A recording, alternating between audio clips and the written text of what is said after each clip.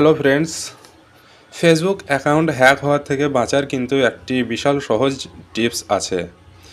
এই সেটিংসটি যদি আপনি করে রাখেন আপনার ফেসবুকের মধ্যে, আপনার ফেসবুক কিন্তু কোনো দিনই কেউ ইউজ করতে পারবে না বা কেউ হ্যাক করতে পারবে না।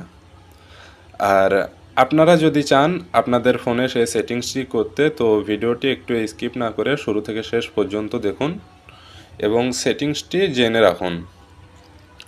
অনেকেই অভিযোগ করে যে তাদের ফেসবুক অ্যাকাউন্ট হ্যাক হয়ে গেছে, অথচ ছোট একটা সেটিংস করলে আপনার অ্যাকাউন্ট অনেক বেশি সুরক্ষিত হয়ে যাবে। তাই অবশ্যই সেটিংসটি করে রাখুন। এবার এই সেটিংসটি করলে কি হবে, এই সেটিংসটি করলে আপনি কি বেনিফিট পাবেন?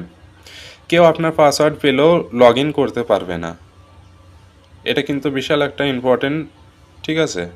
প্রতিবার লগ ইন করার সময় আপনার ফোনে একটি কোড আসবে, সে কোডটি কিন্তু সে না বসালে সে কিন্তু লগ ইন করতে পারবে না। সে হাজার পাসওয়ার্ড জেনে থাকলেও কিন্তু আপনার ফেসবুক কখনোই লগ ইন করতে পারবে না।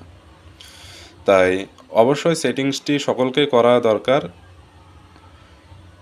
সেটিংসটি আপনি কি করে করবেন? ফেসবুক অ্যাপ খুলুন, সেখানে সেটিংস অ্যান্ড প্রাইভেসি যান। তারপর সেখান থেকে সেটিংসে গিয়ে পাসওয়ার্ড অ্যান্ড সিকিউরিটিতে ক্লিক করুন।